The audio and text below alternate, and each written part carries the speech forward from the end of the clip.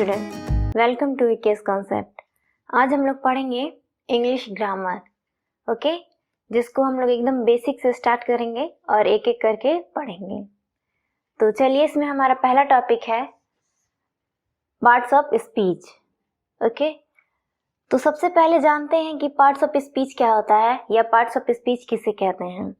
तो जैसा कि नाम से ही स्पष्ट है, पार्ट्स ऑफ स्पीच, स्पीच मतलब भाषण या भाषा, और पार्ट्स मतलब भाग या फिर अंग, और ऑफ मतलब का या के। तो मतलब हो गया हमारा भाषा के भेद अथवा भाषा के अंग, ठीक है। तो किसी भी भाषा को जानने और समझने के लिए हमें उस भाषा के अंगों को, उसके भेदों को जानना जरूरी होता है, ठीक है। तो चलिए हम लोग देखते हैं पार्ट्स ऑफ स्पीच के टाइप्स, ठीक है। तो पहला टाइप हमारे पास है, पार्ट्स ऑफ स्पीच को 8 भागों में बांटा गया है। तो पहला हमारे पास है नाउन, दूसरा प्रोनाउन, और तीसरा एडजेक्टिव, चौथा वर्ब, पांचवा एडवर्ब, छठवां प्रीपोजिशन, सातवां कंजक्शन, और आठवां हमारे पास है इंटरजेक्शन, ओके। तो चलिए इसको एक एक करके जान लेते हैं कि ये क्या है। इसका बेसिक इंफॉर्मेशन देख लेते हैं कि ये क्या होते हैं सब, ओके। तो सबसे पहले जानते हैं नाउन, संज्ञा। नाउन क्या होता है? तो noun is a naming word, मतलब नाउन एक नामों का समूह है जिसे भी हम लोग कोई नाम दे सकते हैं। इस यूनिवर्स पे जिसको भी हम कोई नाम देते हैं वो सारा हमारा नाउन होता है। मान लीजिए जैसे किसी व्यक्ति का ही नाम हो गया, किसी व्यक्ति का नाम हो गया, या फिर किसी जगह का नाम हो गया, जैसे दिल्ली, मुंबई, आगरा, या फिर किसी वस्तु का नाम हो गया, जैसे मेज, कुर्सी,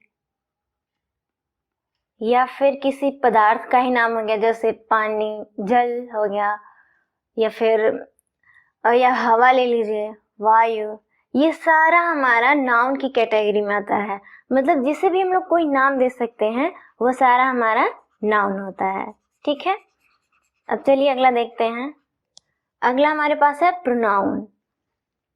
तो प्रोनाउन किसे कहते हैं कि नाउन के स्थान पर प्रयुक्त होने वाले शब्दों को प्रोनाउन कहते हैं, ठीक है। जो भी शब्द नाउन के स्थान पर प्रयोग किया जाता है उसको प्रोनाउन कहते हैं। जैसे मान लीजिए हम नाउन का एग्जांपल लेते हैं कि अमित घर जाता है, अमित गोes to हाउस, ठीक है। तो इसको हम लोग लिखे अमित घर जाता है, तो अमित नाउन है और घर भी हमारा नाउन ही है। तो इसके जगह पर हम लोग अगर लिखते हैं कि वह घर जाता है, मतलब he goes to house, कि वह घर जाता है, ठीक है। तो ये अमित के स्थान पर हमारा जो ये वह ही प्रयोग हुआ है उसे ही हम लोग प्रोनाउन कहते हैं, ठीक है। यहाँ अमित की जगह पर क्या प्रयोग हो गया है? वह। तो मतलब नाउन का स्थान कौन ले लिया है? ये ही। तो यही हमारा प्रोनाउन हो गया, ठीक है। नाउन के स्थान पर प्रयुक्त होने वाले शब्दों को प्रोनाउन कहते हैं, ठीक है। जैसे अभी रहता कि सीता घर जाती है, तो उसके जगह पर हम लोग लिख सकते थे, बोल सकते थे कि वह घर जाती है। तो ये हमारा प्रोनाउन हो गया, ठीक है। अब अगला देखते हैं हम लोग एडजेक्टिव। तो एडजेक्टिव क्या होता है कि नाउन और प्रोनाउन की विशेषता को बताने वाले को हम लोग एडजेक्टिव या विशेषण कहते हैं। जो भी नाउन और प्रोनाउन की विशेषता बताता है उसे हम लोग विशेषण कहते हैं, ठीक है। चलिए एग्जाम्पल देखते हैं इसका। जैसे मान लीजिए कि सीता बहुत सुंदर है, सीता बहुत सुंदर है, तो सीता इज वेरी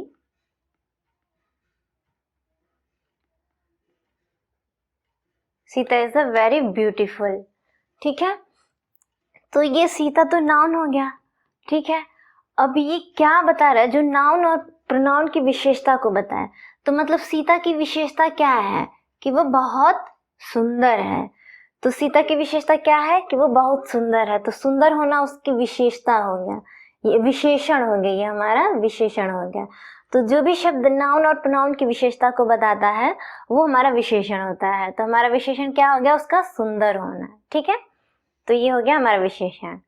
चलिए अगला देखते हैं, वर्ब। अगला क्या है हमारा, वर्ब। तो वर्ब किसे कहते हैं, नाउन। वर्ब किसे कहते हैं, नाउन और प्रोनाउन के द्वारा किए गए कार्य को वर्ब कहते हैं। मतलब उनके द्वारा कोई भी कार्य किया जाएगा तो वो हमारा वर्ब कहलाएगा। ठीक है, क्रिया कहलाएगी। ओके, तो चलिए एग्जाम्पल देख लेते हैं इसका भी। एग्जाम्पल लेते हैं, जैसे वह पढ़ता है, वह पढ़ता है। ठीक है, तो पढ़ना क्या है, वो पढ़ रहा है मतलब कोई कार्य कर रहा है, तो वो वही हमारे क्रिया हो गया। पढ़ना भी एक क्रिया है, मतलब हम लोग कार्य कर रहे हैं कोई, चाहे वो मेंटली हो या फिजिकली, तो मतलब पढ़ तो रहे हैं हम लोग, तो इसका मतलब ये हमारा क्रिया हो गया। ठीक है, तो इसे ही हम लोग वर्ब कहते हैं।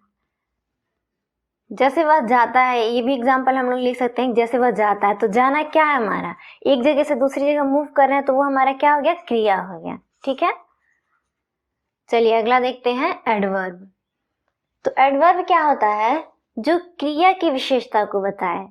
मतलब जो भी क्रिया हो उसकी क्या विशेषता है उसे जो बताता है उसे हम एडवर्ब या क्रिया विशेषण कहते हैं। ठीक है, एग्जाम्पल के माध्यम से समझते हैं इसको। जैसे मान लीजिए वह बहुत सुंदर लिखता है, वह बहुत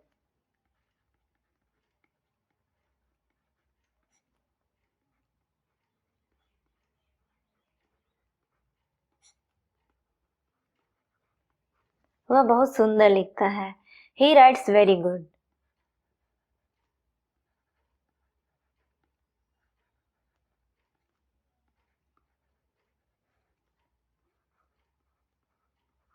ही राइट्स वेरी गुड। तो मतलब लिखना क्या हो गया, लिखना हमारा, लिखना क्रिया हो गया। और क्रिया की विशेषता क्या है कि वह बहुत सुंदर लिखता है। इसकी विशेषता क्या है, इस लिखना की विशेषता क्या है, सुंदर। मतलब वह बहुत सुंदर लिखता है, ये हो गया उसकी क्रिया की विशेषता। ठीक है, तो इसी को हम लोग एडवर्ब कहते हैं। जो भी क्रिया की विशेषता को बताता है उसे हम लोग एडवर्ब कहते हैं। ठीक है, आई होप आप लोग क्लियर कर रहे हो। तो चलिए अगला देखते हैं। अगला हमारे पास क्या है, प्रीपोजिशन। ओके, अगला हमारे पास है प्रीपोजिशन। तो प्रीपोजिशन क्या होता है, जो शब्द दो नाउन अथवा दो प्रोनाउनों को में संबंध बताता हो उसे हम लोग प्रीपोजिशन कहते हैं। ठीक है, प्रीपोजिशन क्या होता है, जो शब्द दो नाउन अथवा दो प्रोनाउनों में संबंध बताता है उसे हम लोग प्रीपोजिशन कहते हैं। ठीक है, तो चलिए इसको एग्जाम्पल के माध्यम से क्लियर करते हैं। जैसे एग्जाम्पल हम लोग ले सकते हैं कि किताब मेज पर है, किताब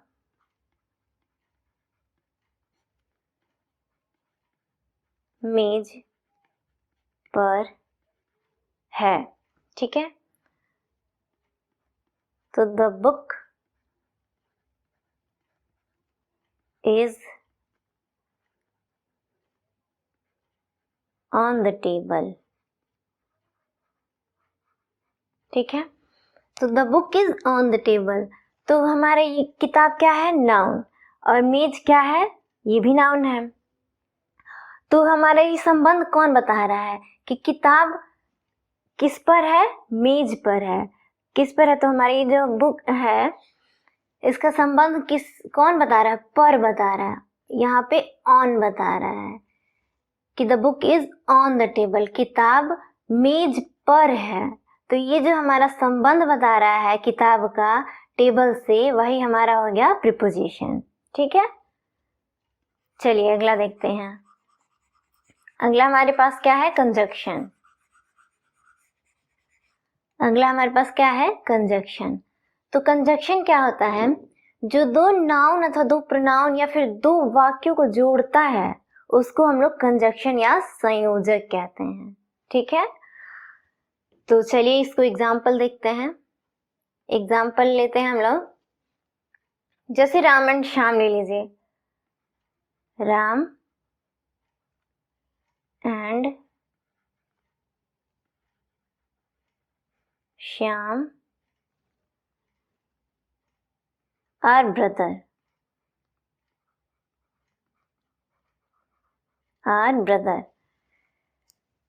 तो देखिए,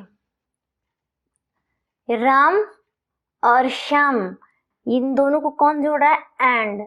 तो ये हमारा हो गया कंजक्शन, क्योंकि ये राम और श्याम दोनों को, ये दो नाउनों को, ये भी हमारा नाउन है और ये भी नाउन है, तो इन दोनों को कौन सा इन दोनों को कौन जोड़ रहा है? ये एंड जोड़ रहा है, तो ये हमारा हो गया कंजक्शन। अब जैसे मान लीजिए दो वाक्यों को जोड़ना हो, क्योंकि ये हमारा दो नाउन अथवा दो प्रोनाउन या फिर दो वाक्यों को जोड़ने का काम करता है, ठीक है। तो जैसे मान लीजिए एग्जाम्पल दूसरा हम लोग लेते हैं। तो एग्जाम्पल हमारे पास है, Rohan is a good boy but Sohan is a wicked. मतलब रोहन एक अच्छा लड़का है बट लेकिन सोहन एक दुष्ट लड़का है, ठीक है। तो ये दो वाक्य हो गए हैं, रोहन एक अच्छा लड़का है और ये बट जो हमारा है, जो दोनों वाक्यों को जोड़ रहा है, यही हमारा हो गया कंजक्शन। ये जो दोनों वाक्यों को बट जोड़ रहा है, यही हमारा हो गया कंजक्शन। ओके, चलिए अगला देख लेते हैं। अगला हमारे पास है इंटरजेक्शन।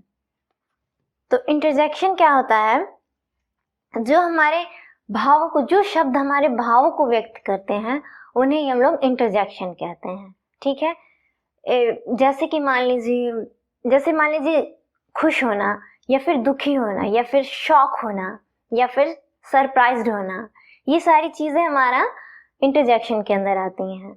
इनको पहचानना बहुत ही आसान होता है, क्योंकि इन शब्दों को आगे एक चिन्ह लगा रहता है जो कुछ इस प्रकार होता है, और इनको हम लोग मार्क ऑफ एक्सक्लेमेशन कहते हैं, ठीक है। विस्मयादिबोधक चिन्ह कहते हैं, ठीक है। तो चलिए इनके शब्दों को देखते हैं। जैसे कुछ खास शब्द होते हैं इनके, उनको देख लेते हैं। जैसे मान लीजिए हम लोग खुश हुए तो हुर्रा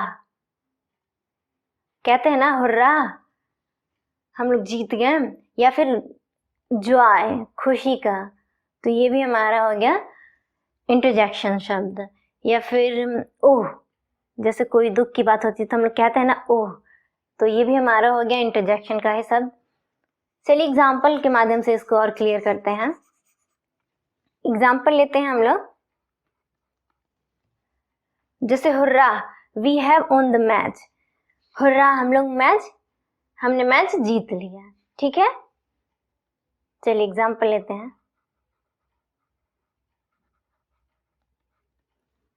तो एग्जाम्पल हमारे पास है, hurrah we have won the match.